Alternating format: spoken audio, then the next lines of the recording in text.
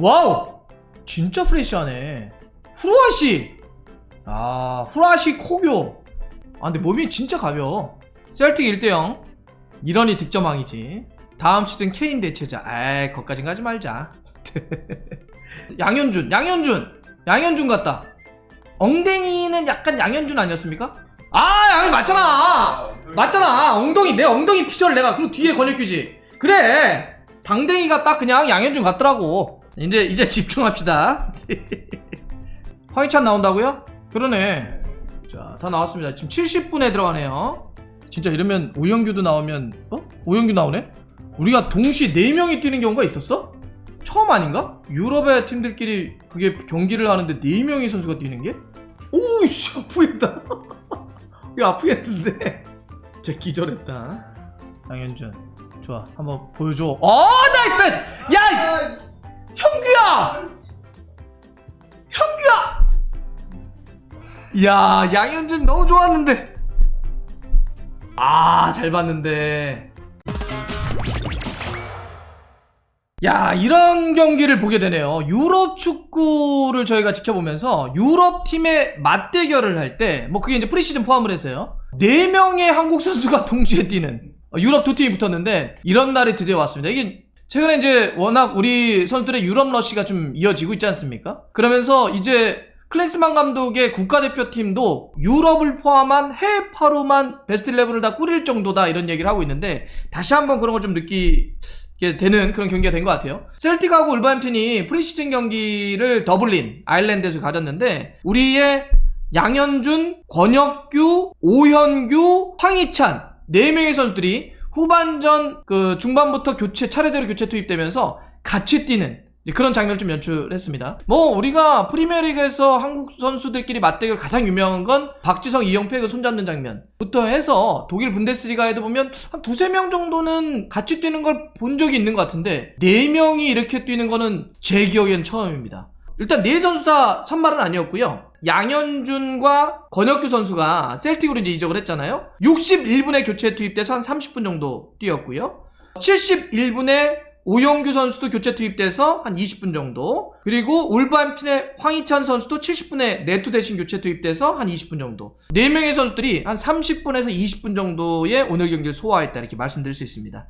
일단 그래도 아무래도 가장 큰, 여러분들이 좀 궁금하시고 이런 거는 이번에 유럽 무대에 데뷔한 선수들이겠죠. 이적을 해서 첫 유럽 무대를 경험을 한 양현준과 권혁규 선수에 대해서 말씀드리면, 일단 양현준 선수 같은 경우는 오늘 선제골을 넣었던 셀틱에 일본의 후라시 코교 대신에 이제 들어갔는데 61분에 13번 달고 뛰었습니다. 주로 이제 오른쪽에 뛰었어요. 오른쪽 날개로 뛰면서 계속해서, 그렇다고 해서 뭐 측면 쪽만 이렇게 돌파를 시도한 것이 아니라 오른쪽인데 가운데로 접고 들어오는 유형이 있죠. 이렇게 이제 위치는 그렇게 좀 잡아줬고, 양현준 선수는 여러분들 좀 어떠세요? 양현준 하면은 우리가 K리그 강원에 뛸 때도 그랬지만, 일단 기본적으로 뭐 솔로 플레이 잘하죠. 기술도 있고 순간적인 딱 순속을 발휘하는 것도 있겠지만, 저는 양현준 선수 볼 때 가장 이 선수가 참 멋진데? 지난해 토트넘 와가지고 우리랑 경기할 때 내안에서, 그때 사실 대중적으로는 이렇게 알려진 선수기도 하는데, 물론 뭐 K리그를 보신 분들은 양현준 선수 잘하는 것도 알고 계시겠지만, 이제 스트라이커가 그런 맛이 좀 있어야 되거든요. 수비수가 딱 있어도 돌아가지 않고 그냥 맞닥뜨려가지고 1대1 돌파 시도하는 선수들이 있거든요. 아주 배짱 있게 두둑하게 막 들어가 버리는 이런 게 있는데, 딱 교체 투입되자마자 그런 걸 좀 보여주더라고요. 과감하게 치고 들어가서 뭐 거기서 뺏기면 어때요? 스트라이커가 이제 그런 어떤 자기 어떤 플레이를 과감하게 좀 보여주는 것. 그리고 한 66분에는 중앙까지 들어가서 압박 싸움에 들어가면서 완전히 볼을 탈취하고 들어가는데, 세메두가 뒤늦게 들어가가지고 세메두가 경고를 받았었죠. 이렇게 경고를 유도하는 장면도 있었는데, 그래서 이렇게 뭐 기술력, 그다음에 과감하게 뛰는 것, 어떤 포지셔닝, 이런 건 얘기 드릴 수 있겠는데, 하나는 또 뭐 느꼈냐면, 몸의 파워는, 몸의 힘은 좀 더 실어야 되겠다. 78분에 쿠냐가 이렇게 들어갈 때 양현준이 막 이제 수비 가담을 하려고 내려와서 몸 막 부닥쳐 봤거든요. 조금 밀려가지고 넘어져 버리잖아. 유럽에서 뛴다라고 하는 건 뭐 기술도 중요하고 속도도 중요하겠지만, 몸에 힘이 붙지 않으면 이게 쉽지 않습니다.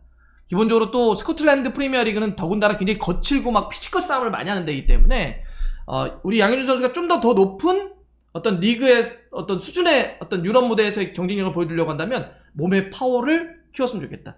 최근에 예를 들면 이강인도 그런 거 아닙니까? 이강인 선수도 사실 뭐 이강인 선수의 감각이나 그 스킬, 뭐 이런 거는 시야 이거 누가 뭐 어렸을 때부터 뭐라고 할 수가 없잖아요. 너무 좋은데 몸에 약간 파워가 몸싸움이나 이런 게 좀 뒤처지거나 이랬을 때 좀 어려운 시간들이 있었는데 지금 막 벌크업하고 나이가 어느 정도 딱 되고 그러면서 힘이 딱 붙으니까 기술 좋은데 힘이 붙으니까 지금 이강인 되는 거 아닙니까? 그래서 양현준 선수도 오늘 이제 데뷔전이잖아요. 프리시즌 데뷔전 첫 경기를 한 건데 아 유럽에서는 좀 힘이 좀 실려 되겠구나. 지금 13번 하니까 기억나는 게 사실 유럽 무대에서 13번 그러면은 박지성 선수를 가장 얘기를 맨유를 많이 얘기하잖아요. 그때 제가 몸을 딱 만졌더니 어땠냐면 몸이 벌크업이 커졌다는 게 아니라 당시에 박지성 선수가 몸을 딱 만졌는데 이런 느낌이에요. 이런 벽 같은 걸 만지는 느낌. 그냥 몸이 그냥 단단해진 거야. 돌덩이처럼. 그래서 물어봤죠. 그때도 왜 그러냐 했더니 그렇게 안 하면 유럽 애들하고 축구는 족구가 아니잖아. 네트를 사이에 놓고 몸싸움을 안 하는 족구가 아니라 네트가 없이 그냥 부닥치는 경기이기 때문에 몸싸움을 필연적으로 할 수밖에 없거든요. 물론 영리하게 할 수는 있겠지만 어쨌든 부닥치기 때문에 몸에 힘이 좀 있어야 된다 이런 얘기를 했는데 양현준 선수도 그렇게 조금 더 몸에 힘을 키웠으면 좋겠다 이런 생각 하나 좀 하고요. 근데 지금 21살이에요. 예, 그러니까 계속 또 하면 더 몸에 힘이 충분히 붙을 겁니다. 자, 그리고 같이 같은 시간대 투입됐던 권혁규 선수. 야, 일단 권혁규 선수는 어떠십니까? 일단 190. 예, 지금 22살인데 피지컬적으로 안 밀리네. 와, 이 몸이 그들 사이에 울버햄튼하고 셀틱 선수들 사이에 딱 있는데도 일단 딱 눈으로 보더라도 밀리지 않는 몸을 갖고 있고 실제로도 들어가는 거 봐요. 진짜 빡빡 들어가잖아. 네. 이번에 이제 부산에 뛰다가 권혁규 선수가 이번에 넘어간 건데 이제 부산은 2부에 있잖아요. 사실 권혁규 선수가 이번에만 그렇게 유럽의 스카우트들에게 눈에 띈 게 아니에요. 지난해도 한번 권혁규 선수 유럽행에 대한 보도가 좀 나왔었잖아요. 그래서 처음에는 누구야 권혁규가 막 이런 게 있었는데 오늘 경기 딱 보니까 스코틀랜드에서 울버햄튼 잉글랜드 그 팀하고 뛰는 걸 봤더니 아 유럽 애들이 이런 거에 상당히 꽂혔겠구나라고 하는 느꼈던 게 뭐냐면 피지컬적으로 밀리지 않는 데다가 이게 그들의 스타일이 있거든요. 우리가 지난번 이탈리아의 알베가 그런 얘기 했잖아요. 저희 채널 나와서 수비수들한테 그거 가르친다고. 이탈리아에서는 특히 자기도 왜냐면 그 선수 출신 했기 때문에 수비수는 두 가지 걷어차는 거라고. 상대의 공 아니면 상대의 다리. 이렇게 가르쳤다는 얘기를 했잖아요. 실제 자기가 이제 그러면서 배웠던 얘기를 했었는데 그렇게 막 싸워주는 게 그 싸우는 게 특히나 수비형 미드필더잖아. 그러면 이제 막 박아주는 맛이 있어야 돼요.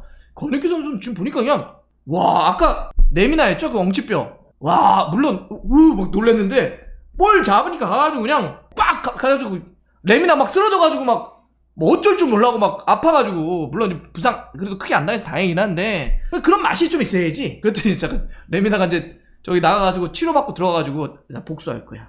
그 다음에 레미나가 들어오자마자 한 명 확 박았거든요? 그 오영규야.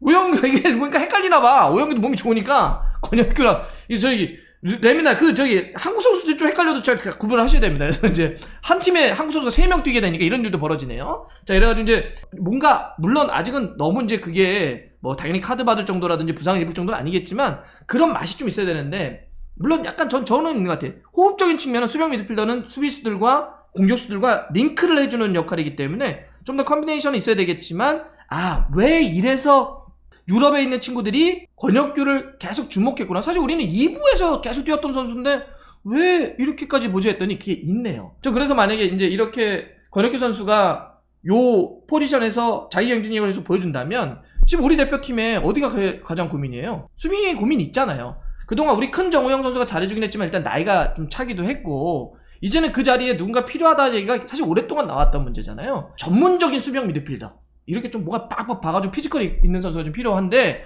권혁규 선수가 잘 성장했으면 좋겠다. 전 이런 맛이 있는 선수가 한 명 있어야 된다고 좀 봤거든요. 특히 이제 유럽 무대 진출했으니까 권혁규 선수 성장도 한번 좀 지켜보겠습니다. 또 이제 오영규 선수는 71분에 들어가서 최전방에 뛰긴 했는데 사실 그렇게 관여하는 장면이 많진 않았던 것 같아요. 제일 기억에 남는 장면은 양현준 선수가 스루 패스 빡 찔러줬는데 라인에 잡았다가 그 볼 잡고 들어갔으면 거의 통짜 1대1이 나올 수 있었는데 거기서 이제 옵사이드가 걸리기도 했고 그래서 했는데 나머지는 아무래도 조금 한 20분 정도 뛰어서 그런지 장면이 많진 않았는데 이번에도 딱 보면 셀틱은요 시즌이 개막하는 게 일주일 뒤입니다. 8월 5일 로스 카운티와 홈 경기가 벌써 개막이에요. 그러니까 여긴 개막이 좀 빨라요. 다른 데는 지금 프리미어리그는 2주 뒤잖아요. 여긴 일주일밖에 남지 않았거든요. 그래서 지금 보니까 약간 우리 선수들이 일단은 제 느낌은 지난 시즌 우승했던 멤버들, 후루아시라든지 마에다 이런 이제 선수들을 중심적으로 세우면서 오영규라든지 양현준, 권혁규 이런 선수들을 롯데라든지 아니면 이렇게 도킹하는 걸 좀 보면서 시간을 좀 보면서 출전 여부를 결정할 것 같아요. 일단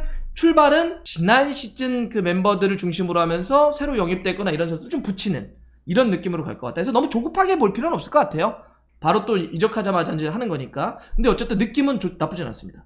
괜찮아. 양현준 선수의 그런 과감함, 권혁기 선수의 피지컬, 또 오영규 선수는 뭐 지난 시즌 때도 그랬지만 그렇게 로테이션이라든지 뒤에 백업으로서 딱 들어올 때 기회를 잡는 그런 역할이니까. 그리고 또 이런 느낌도 있더라. 사실 그 스코틀랜드는 특히 유럽에서도 되게 좀 외져요. 저도 두 번인가 가봤는데 외롭습니다. 그런 데는 외로워요. 많이 외로워. 근데 이럴 때 우리나라 선수가 이렇게 3명이 아기자기하게 서로 도와주면서 또 특히 이제 또 일본 선수들도 많잖아요. 여러분 아시겠지만 한국과 일본 선수들이 셀틱에 8명 있습니다. 그래서 이렇게 아시아 음식도 서로 나눠 먹으면서 서로 또 챙겨주고 또 우리나라 선수들도 있고 그러면 좀 괜찮지 않을까 뭐 그런 느낌 좀 들긴 해. 그래서 너무 걱정하지 않으셔도 될 것 같고, 황희찬 선수 얘기 좀 짧게 해보면 황희찬 선수는 조금 더 많이 안 보였어요. 네, 일단 황희찬 선수가 교체 네투 대신 들어갔는데 쿠냐를 최전방에 세워놓고 처음에 들어가자마자 세컨에 있다가 그 다음에 주로 파비오 실바가 들어가니까 그 다음에는 이제 그 오른쪽으로 뛰면서 수비도 많이 해서 어떤 분들이 이거 윙백 아니냐 이런 얘기도 했는데 뭐 폭백이니까 윙백은 아니고요. 오른쪽에서 날개와 수비 가담을 동시에 좀 많이 하는 역할을 하고 가끔씩 이제 약간 프리롤로 돌기도 했었는데 조금은 관여하는 장면이 더 없었던 것 같아요. 뭐 로페테이 감독이 기본적으로 황희찬 선수의 스타일을 좋아해요. 이번 시즌도 저는 일정하게 기회를 계속 주어질 거라 보는데, 여하튼 울버햄튼의 고민 지난 시즌 뭐예요? 골을 못 넣었다라는 거잖아요. 그러면 어쨌든 공격수라고 한다면 좀 더 플레이에 관여하는 거 플러스 구체적인 공격 포인트 생산 능력이 올라가야 됩니다. 라울 히메네스도 결국 팀을 떠났잖아요. 이런 상태에서 골을 넣어줄 수 있는 움직임, 슈팅에 좀 더 관여하는 플레이를 더 많이 해줘야 됩니다. 물론 아까도 말씀드렸던 것처럼 저는 감독이 황희찬 선수에게 좀 더 많은 기회를 부여할 거라고 생각하지만, 그러기 위해서는 일단 첫 번째는요, 부상 안 당해야 됩니다. 부상 진짜 당하면 안 되고요. 근데 지금 어쨌든 2주 뒤니까 울버햄튼은 프리미어리그 이번 시즌 개막 경기가 맨유네요. 8월 15일 맨유 원정 경기가 개막 경기인데 2주 정도 남았는데 몸도 좀 더 끌어올렸으면 좋겠고, 좀 더 이렇게 공격수로서 슈팅에 관여하는 숫자도 좀 더 올렸으면 좋겠다. 2주 남았으니까 조금 더 올리는 그런 모습을 한번 또 기대해 볼게요. 네, 이렇게 한번 정리를 해보겠습니다. 그래도 여하튼 말씀처럼 이거 우리나라 선수가 유럽 팀들 맞대결하는데 4명이나 동시에 뛰는 이런 희귀한 장면도 보긴 했네요. 앞으로 준비 잘해가지고 더 멋지게. 근데 올해 어떻게 다 입중계 다 해야 되는 거야? 네, 어쨌든 덴마크 조규성 경기까지 또 중계권을 땄다고 하니까 다 하겠습니다. 감사합니다.